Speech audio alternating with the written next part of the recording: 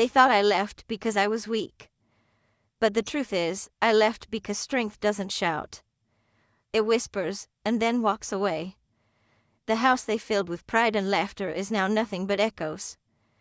And the basement where they buried me? It's where I found myself again. Because forgiveness isn't for them. It's for the peace I built out of silence. And if they ever wonder why the walls feel colder now, it's because they finally understand what it means to live without warmth. Some lessons are best learned in the dark. The day they told me the sun was gentle, too gentle for such a cruel thing. My son, Daniel, sat across from me at the dining table, his eyes darting everywhere but my face. His wife, Claire, spoke for him as always. "Mom, we just think it's safer for you downstairs," she said, forcing a smile that never reached her eyes. Her words floated like perfume, sweet but masking rot. I looked around the house I'd lived in for 40 years. The wallpaper I chose. The floor I polished until my hands ached. Now, it all felt like a stranger's home. From the corner of my eye, I saw the basement door, half open, dark, waiting. A thought whispered in my chest, "They've already decided. You're just agreeing to it." The steps creaked under my slippers as I carried my fold of clothes in an old wicker basket. Each step echoed, slow, hollow, final. The air grew cooler the deeper I went, thick with the smell of damp cement and forgotten boxes. A single bulb swung from the ceiling, flickering like it couldn't decide whether to live or die. Daniel followed behind, saying things like, "You'll be more comfortable here, and it's temporary, Mom." But the basement walls said otherwise. He set down a small heater, smiled faintly, and left before I could say a word. When the door closed above me, the lock clicked louder than thunder.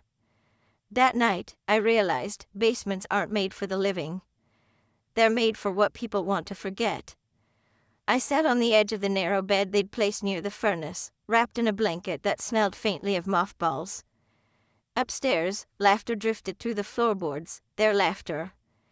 I could hear the clink of glasses, the hum of the television, the sound of my old life continuing without me.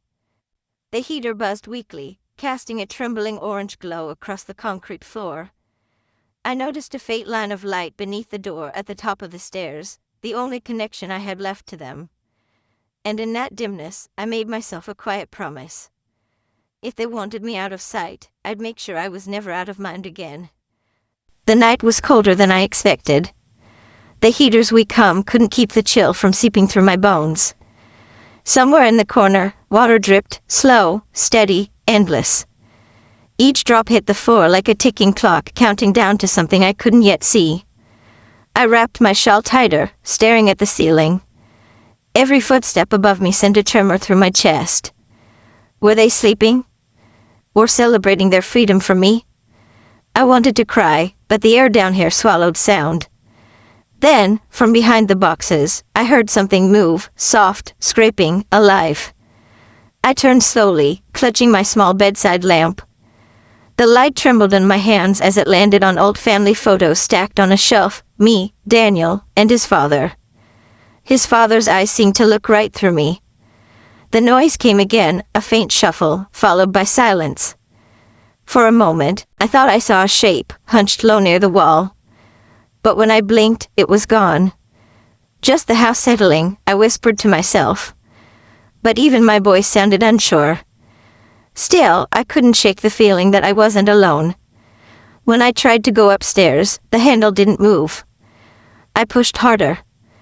The lock held firm. They hadn't just moved me down here, they'd kept me here. I stared at the wooden door, its frame glowing faintly from the light above. Something inside me hardened. If they thought this was a prison, they'd forgotten who built the house, and who held every secret inside it. The next morning, Claire came down with a tray, toast, lukewarm tea, and a forced smile. "Morning, Mom," she said softly. "Hope you're settling in." Her eyes darted around, never meeting mine. She was nervous, like someone hiding a bruise. I watched her carefully, her manicured hands, her trembling lip. She wanted me small, quiet, grateful. But gratitude dies fast in the dark. "Claire," I said, "why is the door locked?" Her face stiffened. "Oh, that? Daniel thought it'd be safer. You know, so you don't wander at night." "I'm not a child," I replied. She laughed, thin, sharp, fake. "Of course not, Mom. It's just temporary." But she avoided my gaze again.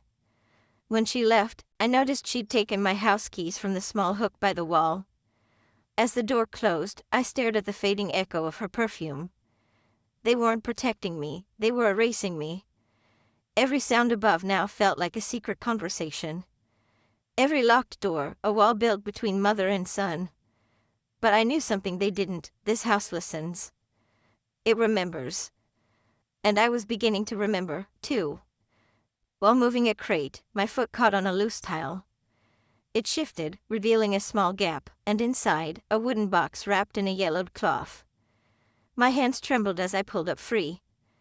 It was my late husband's, the box he told me to never open. Dust covered the latch, but when I lifted it, the hinges groaned awake. Inside, old papers, photos, and a deed. The house deed. With my name alone. I sat there for hours, staring at the paper. Every argument, every sacrifice, every lullaby for Daniel came rushing back. I had built this home from nothing, from love and hope. And now, they wanted to bury me in its basement. A spark of calm anger settled inside me. They didn't realize what they'd done. They'd trapped the wrong woman. As the heater buzzed softly, I traced my finger over my name. The edges of the deed cut my skin slightly, a sting that felt strangely satisfying. I looked up at the ceiling, toward the floor where they slept, and whispered, "You wanted the house? Then you'll have it. But not in the way you think." Daniel came down one evening, his steps heavy, his face tired. "Mom, you doing okay down here?" he asked, pretending to care. I smiled faintly. "It's quiet." He nodded, avoiding my eyes. His wedding ring glinted, the one his father had once worn. But it looked wrong on him. He had inherited the jewelry, not the heart. Part 2, the question. "Daniel," I said softly, "do you remember the promise you made your father?" He froze. "What promise?" "That you'd take care of me. No matter what." He looked away, rubbing his hands together. "Mom, things are complicated now." I smiled again, cold and small. They always are, when guilt grows roots. Part 3, the goodbye. He left without finishing his tea. I watched him climb the stairs, each step heavier than the last. The lock clicked. But he didn't know the letter was already waiting for him, sealed and ready. Waiting for the right day to speak. Rain lashed against the tiny basement window. Thunder rolled like the house was growling from the inside. I could hear Claire upstairs, talking on the phone, her voice sharp, trembling. She was arguing about selling something. I smiled. The timing was perfect. Lightning flashed, cutting through the cracks under the door. In that white-blue flicker, I saw my reflection in the window, calm, unrecognizable. The power went out. The heater died. Silence fell heavy. For the first time, the house belonged to me again. And I whispered into the dark. "Let's see how they like being trapped." Upstairs, hurried steps. Then the creak of the front door. They were leaving, maybe to stay somewhere else for the night. Good. Because when they came back, the house wouldn't welcome them the same way again. Sunlight poured weakly through the window. The silence upstairs felt different, hollow, permanent. I climbed up the stairs slowly, key in hand, and tried the door. It opened. For the first time in weeks, I stepped into the light. Dust floated in golden beams. Every picture, every item felt both familiar and foreign. On the kitchen counter, I placed the house keys, neatly, gently. Next to them, I left the letter. Inside it, I told him the truth. He'd already inherited the house, the same day he buried his kindness. Now, all that remained was the emptiness he'd given me. I packed one small bag. walked through every room one last time. The clock ticked quietly, the same one his father had wound every morning. When I stepped outside, I didn't look back. The door shut with a soft click, like a sigh of relief. The evening sun poured through the dusty windows, turning the kitchen golden gray all at once. Daniel sat at the table, the letter trembling in his hands, the paper already creased from where his fingers gripped too tightly. Claire stood behind him, arms crossed, mascara smudged, breathing shallow. The clock on the wall ticked louder than ever, steady, merciless. He began to read again, aloud this time. His voice cracked on her words. My dear son, I hope you understand now that walls don't make a home, people do. Each sentence hit like a confession, a wound reopening in the quiet. Claire turned away, whispering, she knew everything. Daniel's eyes welled, but no tears fell. Only silence, heavy, deserved. The house around them groaned softly, as if exhaling one final truth. As night fell, the lights flickered once, twice, and then dimmed into a warm amber glow. The air felt alive, not haunted, but aware. Daniel walked through the hallways, his footsteps echoing off the wooden floorboards his mother once polished every Sunday morning. He saw traces of her everywhere, her shawl folded neatly on the armchair, the faint scent of lavender near the stairs, a teacup left on the shelf. Each object whispered a story he'd never cared to hear when she was alive. He stopped at the basement door. The key still hung in the lock, turning gently with the breeze. He placed his hand on the handle but didn't open it. I'm sorry, Mom, he whispered into the silence. For a moment, just a moment, the hum of the furnace below sounded like a sigh of forgiveness. The next morning, the house stood still under a pale sky. Daniel packed a small bag, not for leaving, but for staying somewhere else for a while. He couldn't bear the echo of her presence, nor the quiet weight of her letter sitting on the counter. Outside, the wind rustled through the garden she'd once tended, scattering dry petals across the steps. He turned back once, and the morning light caught the silver key glinting on the counter, the one she'd left behind. It looked peaceful there, almost sacred. As he closed the door, the camera would linger, slow, deliberate, on that key, that letter, and the faint trace of her voice echoing in the air. Because forgiveness doesn't mean forgetting. It means letting truth finish the story you no longer need to tell. The screen fades to black, silent, lingering, and hauntingly calm. While moving a crate, my foot caught on a loose tile. It shifted, revealing a small gap, and inside, a wooden box wrapped in a yellowed cloth. My hands trembled as I pulled up free. It was my late husband's, the box he told me to never open. Dust covered the latch, but when I lifted it, the hinges groaned awake. Inside, old papers, photos, and a deed. The house deed. With my name alone. Staring at the paper. Every argument, every sacrifice, every lullaby for Daniel came rushing back. I had built this home from nothing, from love and hope. And now, they wanted to bury me in its basement. A spark of calm anger settled inside me. They didn't realize what they'd done. They'd trapped the wrong woman. As the heater buzzed softly, I traced my finger over my name. The edges of the deed cut my skin slightly, a sting that felt strangely satisfying.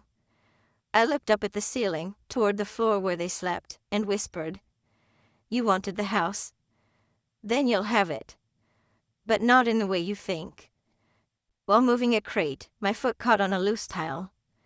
It shifted, revealing a small gap, and inside, a wooden box wrapped in a yellowed cloth.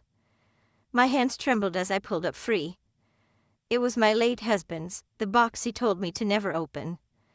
Dust covered the latch, but when I lifted it, the hinges groaned awake. Inside, old papers, photos, and a deed. The house deed. With my name alone. I sat there for hours, staring at the paper. Every argument, every sacrifice, every lullaby for Daniel came rushing back. I had built this home from nothing, from love and hope. And now, they wanted to bury me in its basement. A spark of calm anger settled inside me. They didn't realize what they'd done. They'd trapped the wrong woman. As the heater buzzed softly, I traced my finger over my name. The edges of the deed cut my skin slightly, a sting that felt strangely satisfying. I looked up at the ceiling, toward the floor where they slept, and whispered, "You wanted the house? Then you'll have it. But not in the way you think." They said it was just temporary. That I'd be more comfortable downstairs, where it was quiet. But quiet isn't peace. Quiet is what you hear when no one remembers you exist. Down there, under their laughter, I learned the truth: love can rot faster than bread. They took my room, my warmth, my dignity, and still called themselves family. But people forget, I built this house. Every wall, every corner, every locked door remembers my hands. So when I decided to leave, I didn't take my things. I took something far more valuable: their comfort. Pause. But before I continue, make sure you're subscribed to the Old Folks channel and let me know in the comments where you're watching from. We love to see how far our stories travel.